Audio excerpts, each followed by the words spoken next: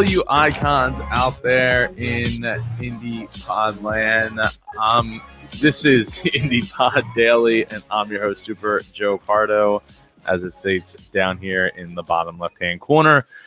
Today we have a great guest on to talk about becoming a better interviewer, and He and I was on his show. I believe it was like 2 months ago or something. I'm looking for a head nod there in the green room. Was it like 2 months ago, 3 months ago? Yeah. Okay. It looks like I'm right. And yeah, so I wanted to bring him on and talk about, being a better interviewer, and I'm looking forward to it on this Wisdom Wednesday. And before we get into all of that, I just wanted to let everybody know that, hey, July 11th, Automate Your Podcast, the next free live virtual conference is taking place over at indiepodcasters.com/virtual.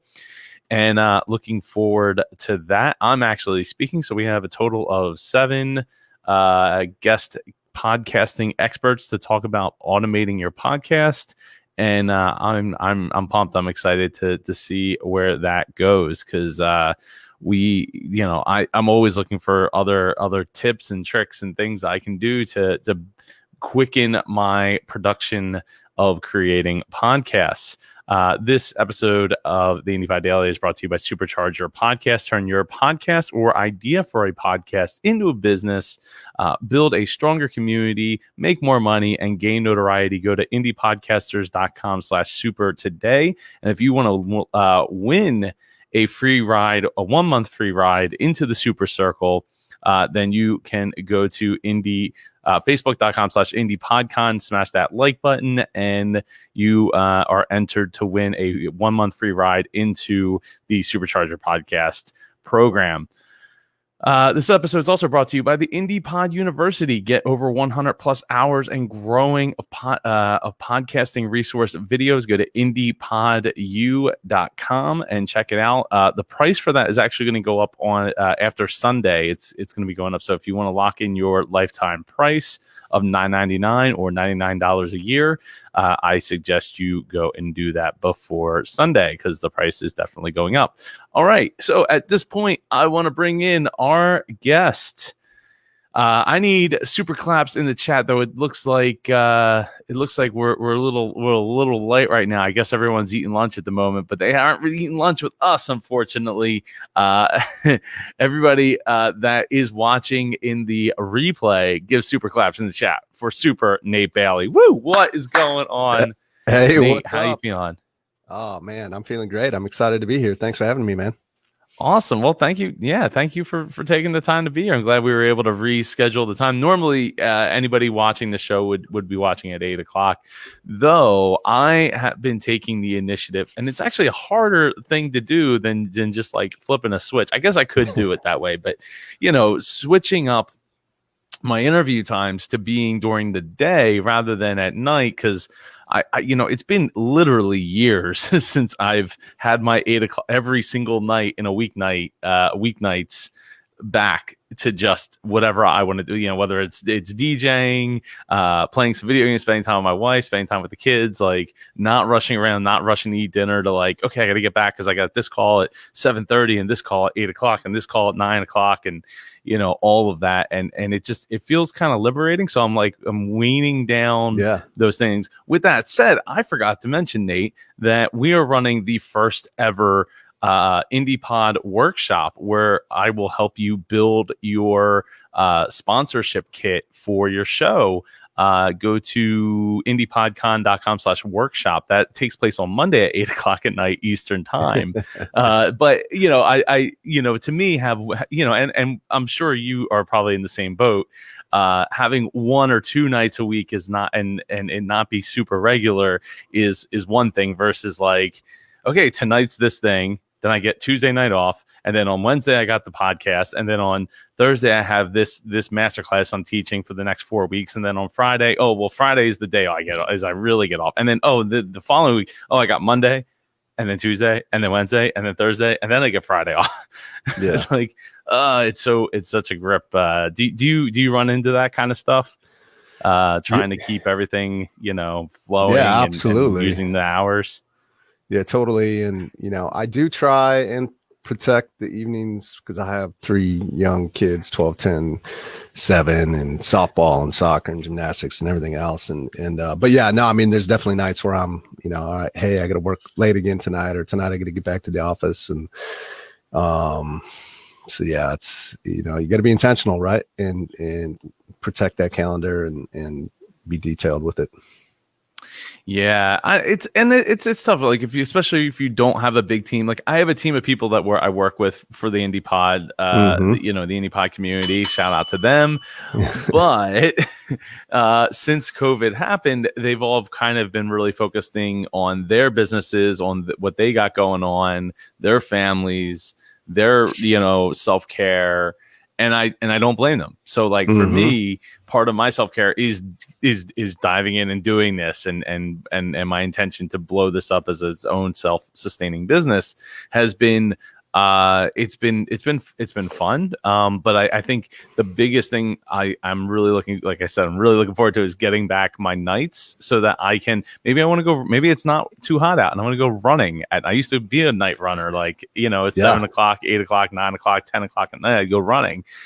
And I can't do that now because it just doesn't work out. Or after dinner, like Ava, like my 4-year-old, is like, when can we go running? And I'm like, Daddy can't get sweaty because he's got a call like right after you go to bed. I won't have time to get a shower and get back downstairs. So it's tough. So I'm really, really, really excited about the future and trying to organize all of that for anybody playing along at home. So am I a catalyst for this for you? Because I couldn't make it at well, no, it helps. So yeah. so looking at my calendar, I have, let's see, so next week is at 8 o'clock with Eric Hundley, which I probably won't be able to move his time. Maybe I will, I don't know. And then I don't have one. And then the 29th, I have an 8 o'clock, which I probably can move that. Then I have on the 5th, I have an 8 o'clock. Like these are for Wisdom Wednesday interviews, right?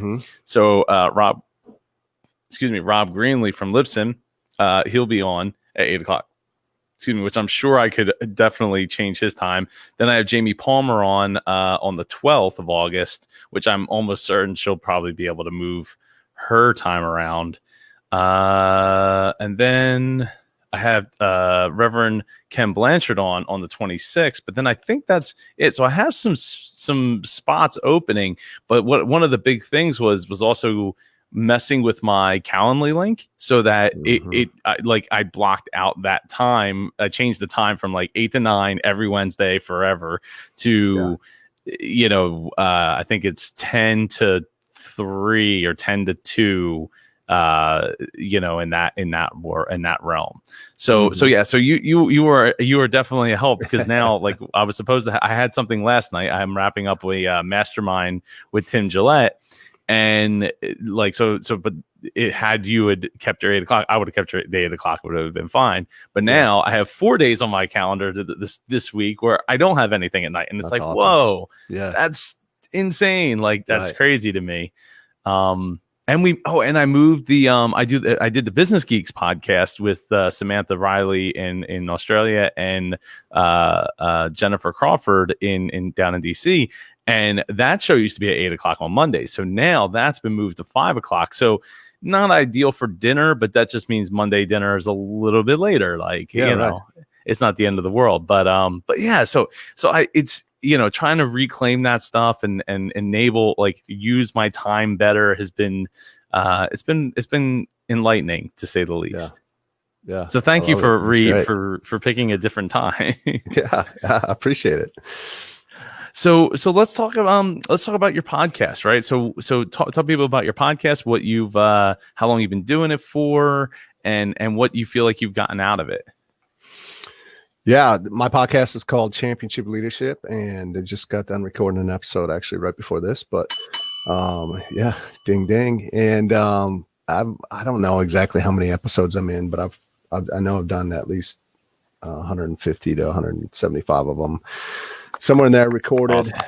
and 2 years now. Actually, it was July of 2018 that I started, so almost exactly 2 years, and been going strong.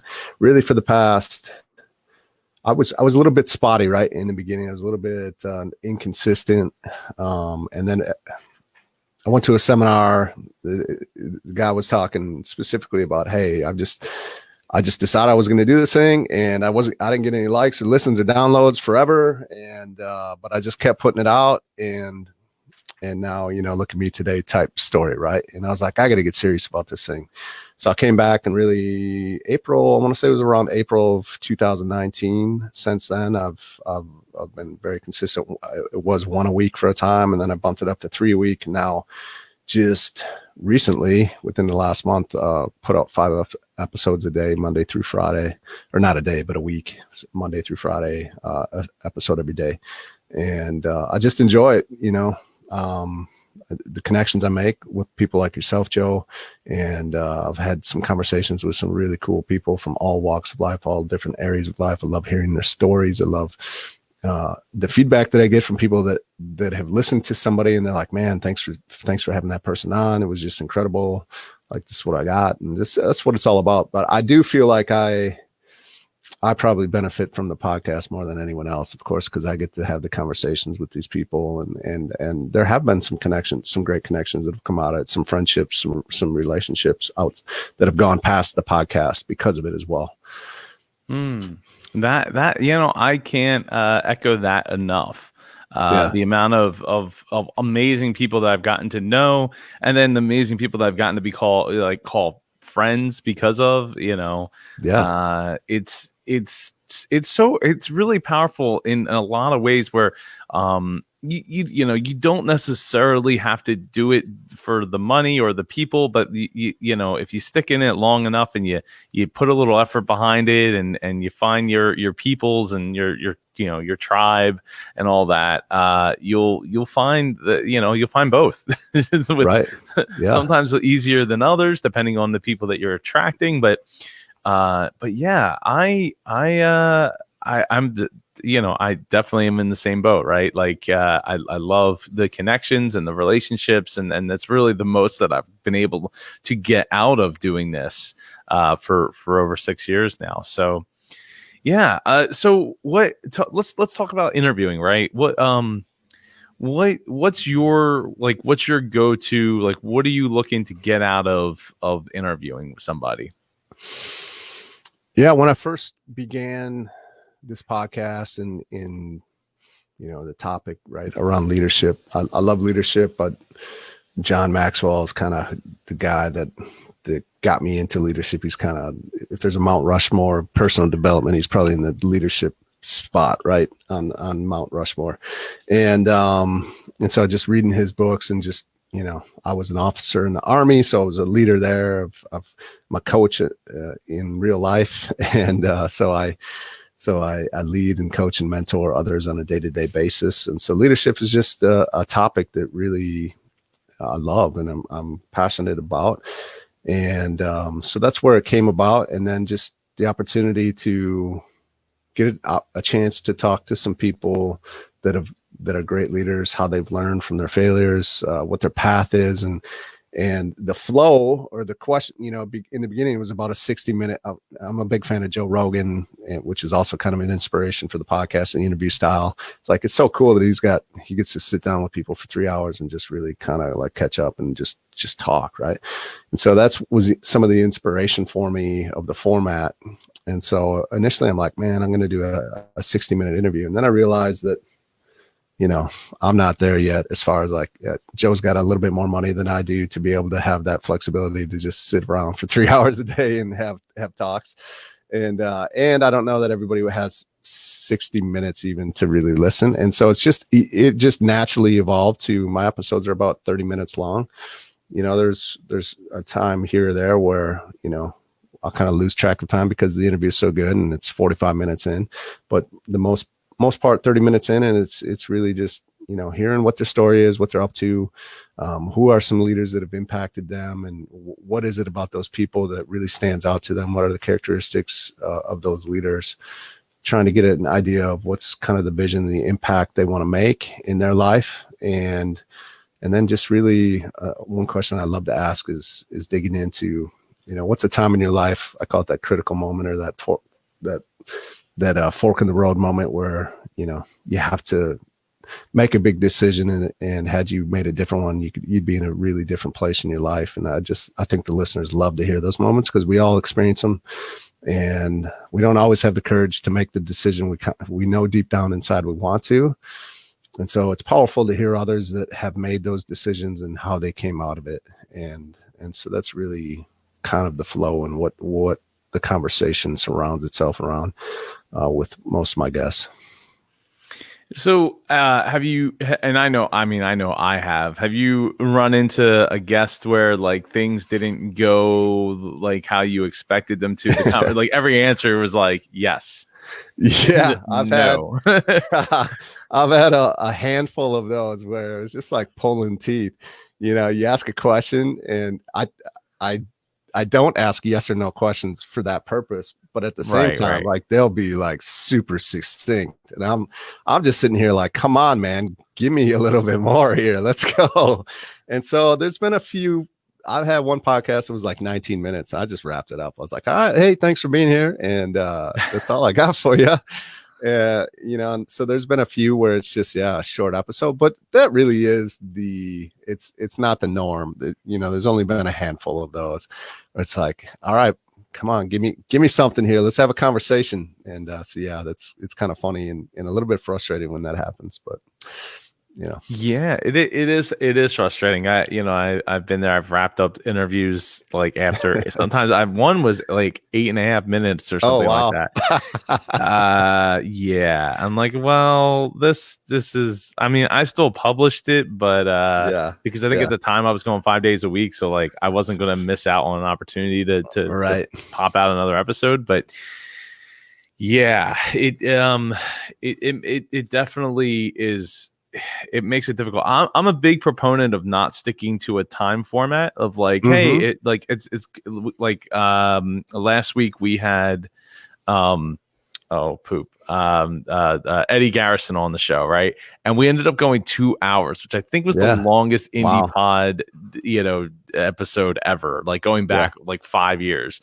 And because usually it's like a half hour, sometimes it's an hour, depending on the conversation and all that. But we ended up going for 2 hours because we had a lot of great engagement in the chat. We had a lot of questions for social media and things like that. So it just, it went really, really well. And then we went down like this whole sidetrack of talking about YouTube and like YouTube thumbnails. And then at the end I was like, I'm going to launch my own or launch a separate YouTube channel where I get like, it's called Unbox Terrible, where I unbox like probably I've been going back and forth about what it's going to look like, but and my wife, because she beats me up about it. She's like, oh well, don't you think you do enough? And and I'm like, yeah, but this is like, well, first off, I want to know what you think, Nate. As to me, I'm always looking for another opportunity to experiment. It doesn't necessarily mean that I'm going to be like, okay, I'm going to quit everything I'm doing right now because I'm going to go unbox stuff on YouTube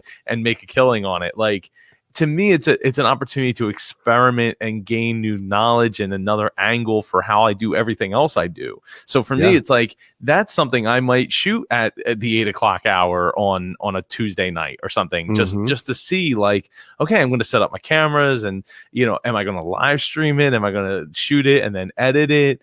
That you have, like, to me, like, experimenting is huge for creativity and thinking outside of where I'm already at and focused on. Yeah, 100%.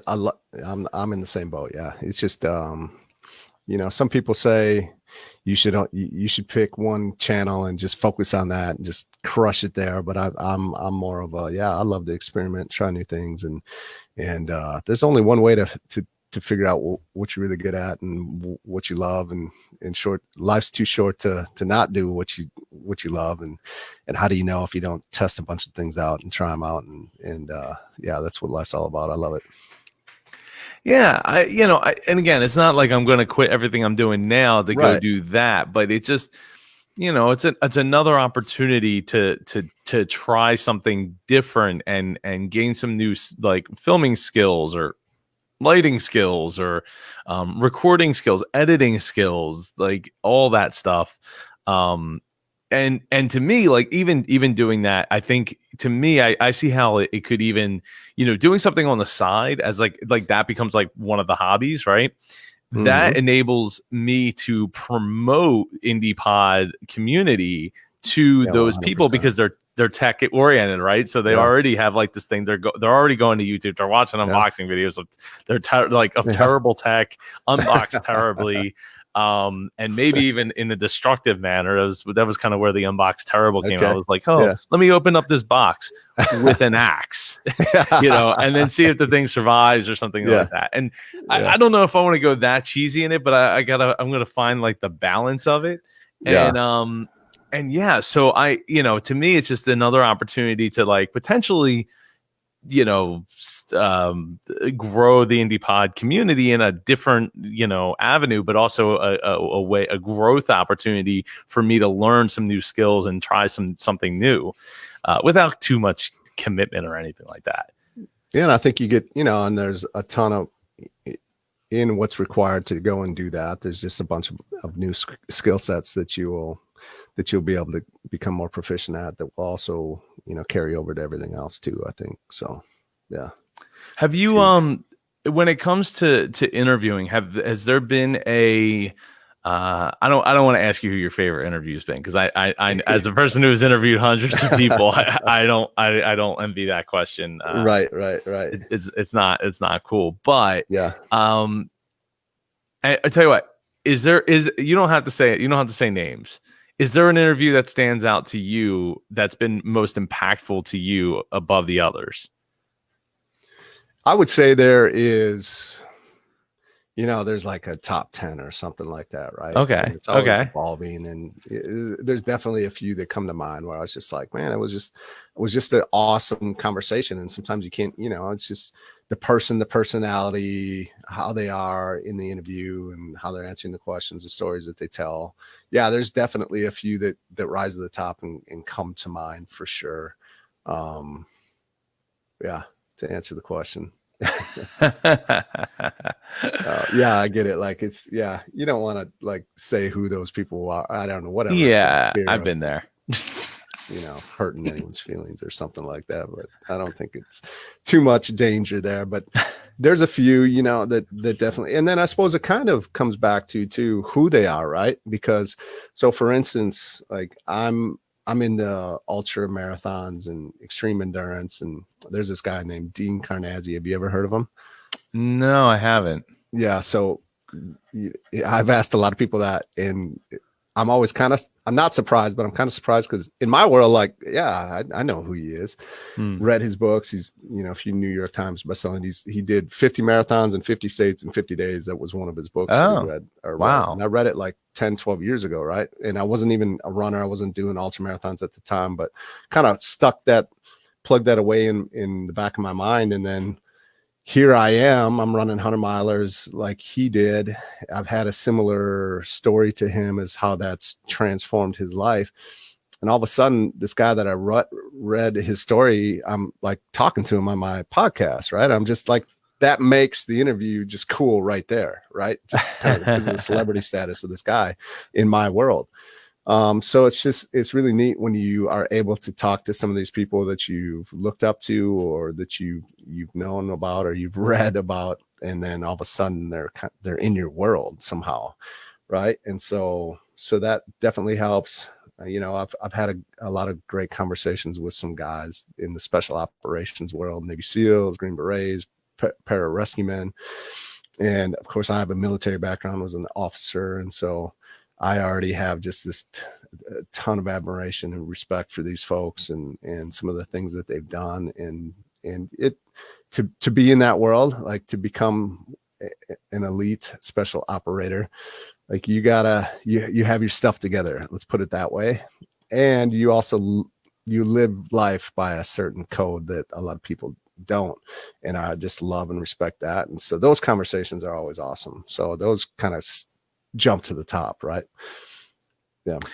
Well, yeah, yeah. Thank you for your service. Obviously, Yeah, thank you. it means the world to a whole bunch of people. Not even just in our country, but in other parts of the world as well.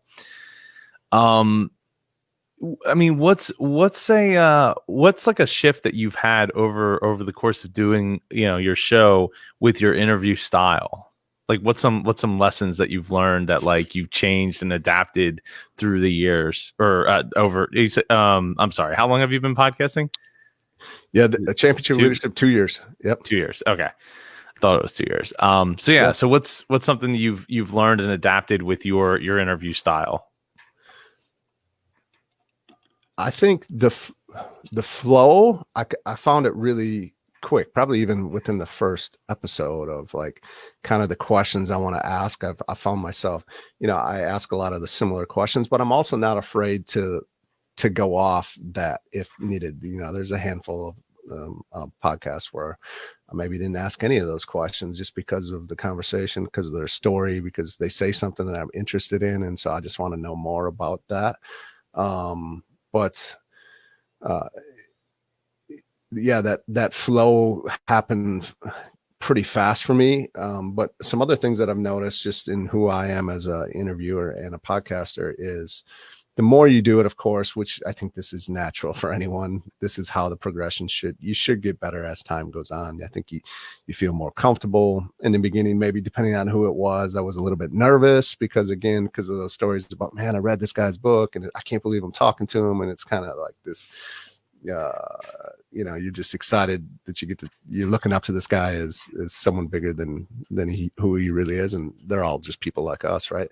Mm-hmm. So there's a little bit of that, it's fun. It's fun to be a little nervous and anxious, but so a lot of that's gone away, and it's just like, hey, we're just having a conversation with another person, and which allows the conversation to flow easier. And a good friend of mine, he listened to one of my early podcasts, and then he's listened to some of them in the beginning, and he just sent a message like, man, I'm just really impressed on how you've progressed and how you've gotten better, how it's just the conversations flow more naturally, and the questions that you ask, and so it's just a progression, which again, I think it's, if you're not progressing, then you need to probably take a look at what's going on and make a few tweaks. But yeah. I mean, well, I mean, I've definitely have had that moment where like, oh, I'm talking to so and so, and they are like huge, yeah. and I've been following them for a long time, and I can't believe I'm having them on my show, and like, not everybody that's a fan of my show is going to necessarily feel that same way, because you and I run similar, like, when my show was the Dreamers podcast, we run similar type of like open-ended, who's coming on the show. There's an arch. In my case, it was dreaming, right? And not just dreaming, but like achieving those dreams and that kind of stuff. So, it's definitely different for than like, oh, we run the super niched podcast and there's only like so many people in that circle that and then there's lots of people you don't know, but they're all going to get the same thing because it's one specific topic. And to me, like, I think that, and I'm curious to know what you think is,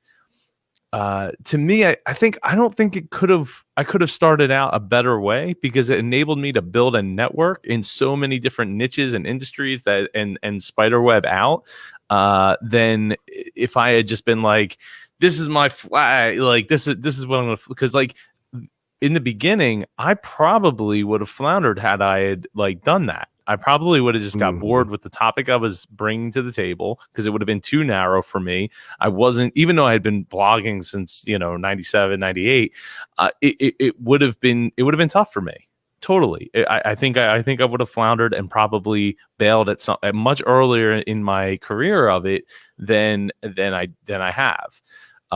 Not to say I didn't question it, because I knew in the back of my mind, I'm like, man, if I just picked like one topic, like I could be so much, I could implement all these things I've learned in the last year, then 2 years, then 3 years, and 4 years, and and run with it. Yeah. Yeah, no, absolutely. For my podcast, I mean, leadership's the topic, right? But we don't always, I mean, the word leadership, I suppose, always comes up in the podcast, but it's not always necessarily geared around that. It's more around just the people and their stories and what they're up to and what's up during the times. Like, of course, right now in 2020, it's been a lot about the pandemic and a little bit about the rioting and looting and everything, and the George Floyd death and current events, I guess you'd say, and how that's impacted and how we've responded as leaders. So it's continue. There's just so much room to be flexible and to move that. I think to your point, it doesn't get boring. Yeah, other days where I'm like, oh man, I got this podcast, I got so many other things. I'm just being real. I'm not super excited to get into it. But then when I get into it, I'm like, oh man, I'm so glad I did that. It was awesome. Right. And I haven't had this point where I'm just, where I'm just like, I'm just done with this. I want to just scrap this. No, I love it. I see myself doing this podcast for a long time because it's so fun again, it goes back to the connecting with people, which I just love. That's probably why I'm a coach and a leader, because I love talking and dealing with people and I think that's a big part of what life's all about, is relationships. Yeah. So, here's a question for anybody who doesn't have an interview-based show or thinking about it. What does it do for your business as a coach? Well, I think there's, because I do get some celebrities on, to me, it's not all about the celebrities by any means. I'll have anyone on my show, up to this point, I haven't really turned anyone down. I hope to always keep myself grounded that way, to where it's like, nah, how many followers do you have? All right. Yeah. Sorry, I'm not going to talk to you, type deal. And that's happened to me. Right. So I try and stay away from that as much as possible. And, so I just completely lost train of thought there on the question. So the question was, what has this done for your business as a coach? So, because you were testing me, because I had to think about it too. Yeah. Because of some of the people I've had, that has absolutely impacted my business. Like, this guy's talked to Tito Ortiz, this guy's talked to Dean Carnazzi, or the Medal of Honor recipient from the Navy, Edward Byers, or all these different industries. There's somebody that kind of stands out, and they're like, oh man, when someone's talking to these people, it kind of raises your level or your status a little bit. So that helps in the coaching world, to where they just think, he must actually know what he's talking about. Right. So I'm going to check him out more. So I think there's a factor there. Absolutely. And then, it's just, it helps with awareness and getting your name out there. And some of the coaching programs I have are geared around leadership. I have a championship leadership now 24-hour event that really is kind of spun off from the Championship Leadership podcast. You're right. That came from that wasn't necessarily in the plan or the vision when I started the podcast. And so, I think the big thing is kind of gives you that celebrity expert authority status that helps, in anything that you do, right? If you looked at as an authority or an expert, people are going to want to come to you and find out what else you have to offer. And grow from there. So those have been some of the big impacts. There's definitely been some, again, through the relationships, I've been able to add value to my clients from guests that I've had by bringing them into like my inner circle mastermind and doing expert interviews, because now I have this relationship. So they're willing to come in and do that. So that benefits my coaching clients and my coaching program. Through the Championship Leadership event, I've had people that I've had in actually help me run these events. So it's impacted me a number of different ways. Yeah. Because sometimes it can be hard. Like, and I know I've experienced it where it's like, doing an interview-based show doesn't always necessarily equate to you showing off your expertise. And that's, but the thing is you can't just look at it like that, because the relationships that you get, the connections, the people you get to talk to, the people you get to promote and stand alongside, and potentially meet up at other events, and like all of a sudden like they want to chat with you because they had an hour or hour and a half or whatever it is with you, and it had a good experience with you. That's like it's just a foot in the door to potentially have a reason to talk to people you'd have probably no reason to talk to otherwise. Yeah. I mean, speaking opportunities, because like, oh, now you're kind of the leadership guy. Hey, come on in and share your, this is a speaking opportunity, right? And there's not a lot of live in-person events going on right now, but there will be again, and those opportunities will continue to come through that way. And there's just, I think a lot of people hear podcasts and they might think, oh, I'm going to start a podcast and make a bunch of money from sponsorships or whatever. And you have some sponsorships. And I don't, hasn't been a focus. I should probably look into what that would look like and try to monetize more directly the podcast, but I just haven't been worried about it. I've just been having fun with it and, having great conversations and creating great connections. And I know that all that other stuff, will come if it's meant to be at some point. Yeah. I mean, it does help, justify the time in which you spend to do it. I mean, that's 100%. That's for sure. So it just depends on what your goal is, and who what you're trying to reach, and how many people you're reaching with your podcast, and all that. So it doesn't have to be the goal, but it's one of those things where it's like over time it'll probably come. Oh, I'm missing so many comments because apparently StreamYard is not putting them in the live. I don't know why some destinations won't get comments. Apparently that's the Facebook group. So shout out to Brent Basham, Larry Roberts. Larry says, I know Tito Ortiz. I was Octagon side when he lost to Frank Shamrock, and we saw the first evolution of the sport.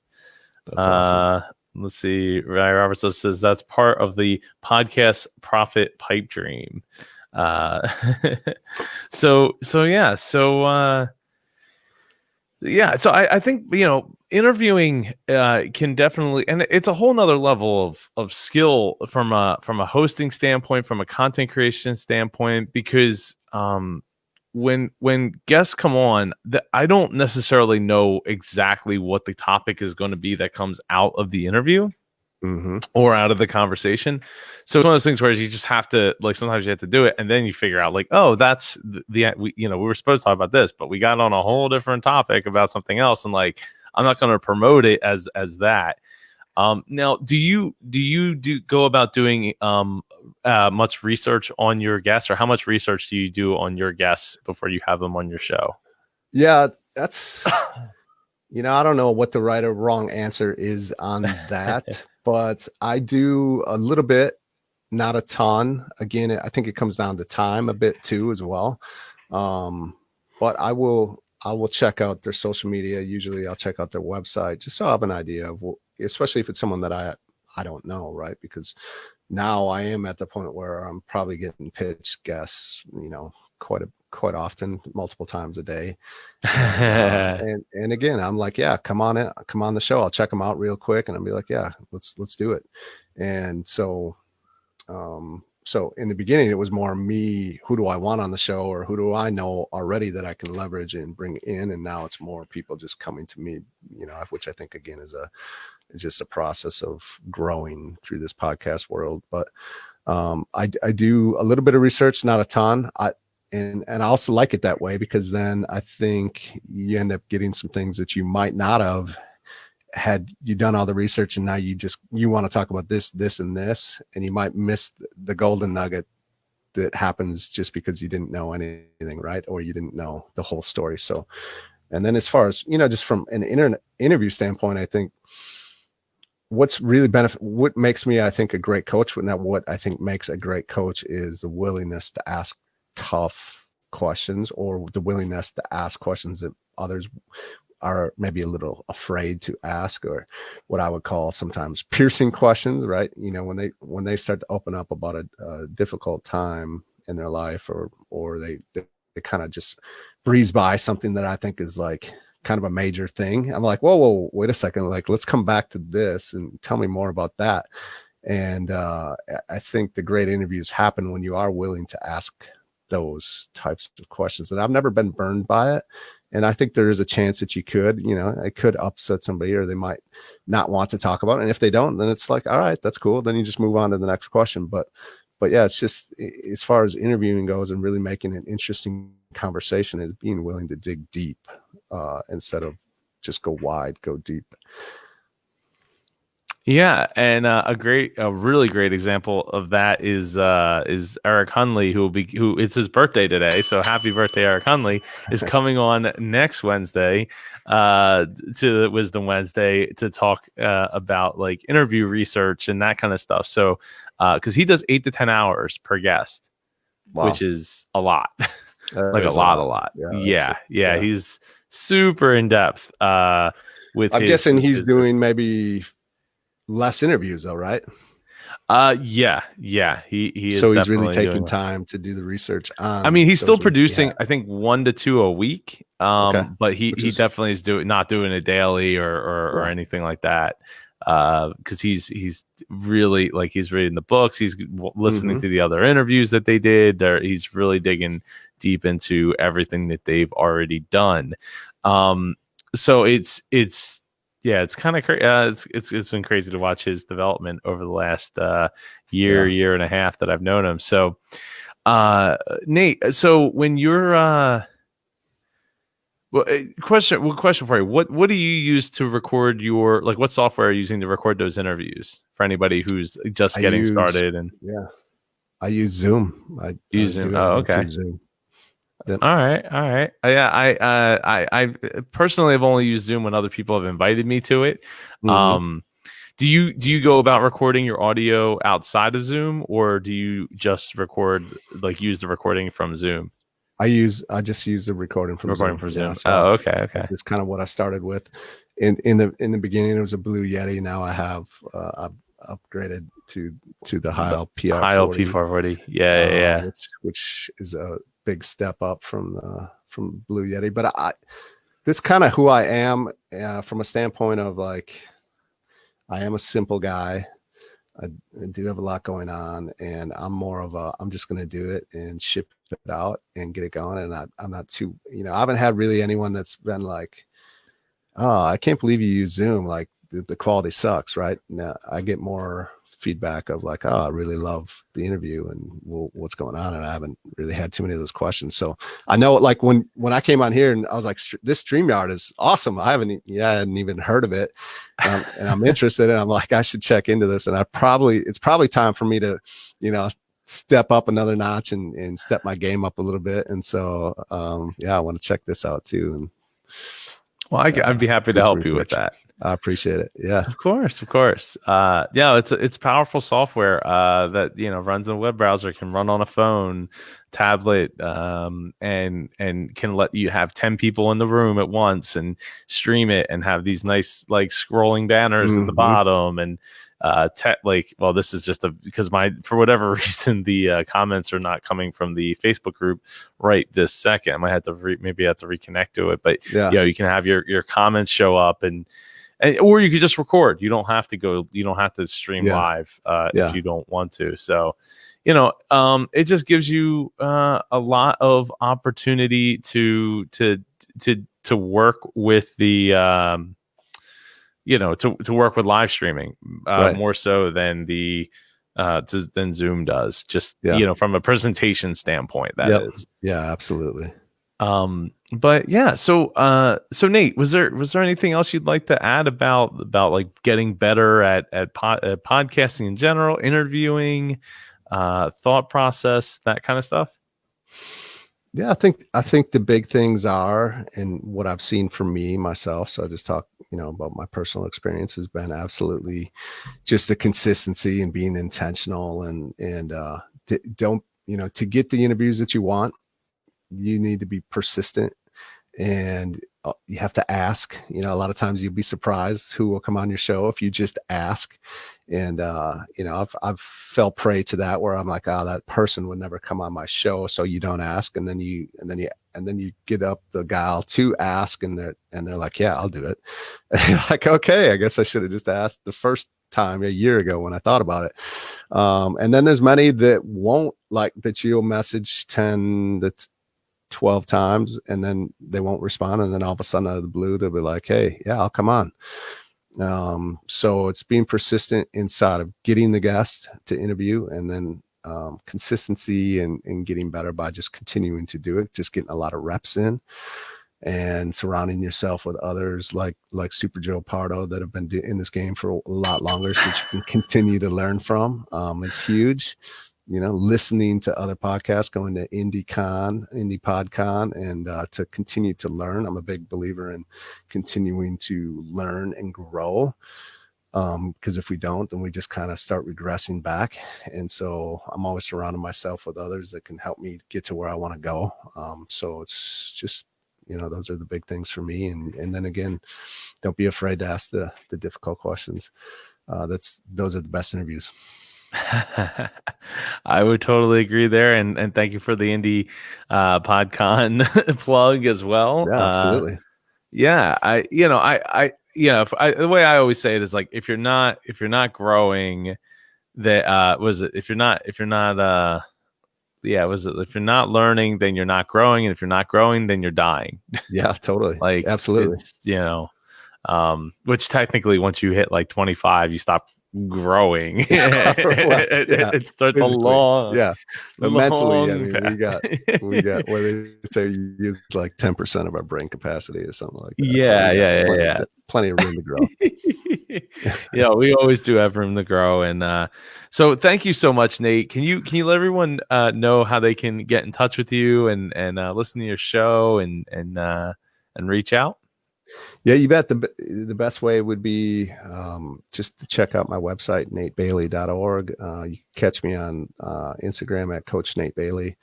Those are the best spots to see what I'm up to and where I'm at. Awesome. Well, thank you so much again, Nate, for taking the time to come on today. Glad we could do it today over lunch. I didn't bring my lunch, absolutely. But I plan to go eat it shortly after. Yeah, thanks for having me, man. It's been great. Of course. Anytime. Anyway, if you've enjoyed this episode of the IndiePod Daily, please feel free to share it with the podcaster or aspiring podcaster in your life. And don't forget that we have the free live virtual podcasting conference, Automate Your Podcast, coming up on this Saturday, July 11th. Go to indiepodcasters.com/virtual. And also after that event, the IndiePod University will be going up in price.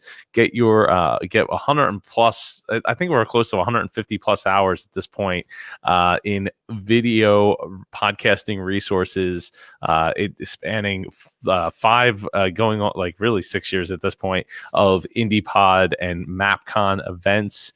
Go to indiepodu.com. It starts at just $9.99, and you can lock in that lifetime price, as well as supercharge your podcast, turn your podcast into your business, and you can go check that out at superchargeyourpodcast.com. And if you want to get a free ride to the Supercharge Your Podcast program, go to facebook.com/IndiePodCon and drop a like over there, and you might get picked for Free Ride Friday, which is coming up on this Friday, every Friday, all the Fridays. All right, everybody. I will see you tomorrow. Tomorrow we have Sam Sprunger coming on the show for Training Thursday, which is free podcast coaching one-on-one session that you get to watch and be a part of. Hopefully my comments will be working tomorrow in the group, because he is looking to grow his listenership. So we're going to review all of his efforts of what he's been doing, what he's got going on, and see what we can do to increase move the needle for him, if you will, for him. And then, of course, we have Free Ride Friday, which will be taking place at 9 a.m. on Friday. The Sam Sprunger episode tomorrow is at 3 p.m. Eastern. So I look forward to seeing you all there. And I hope you all have a great day. I will see you tomorrow. Take care.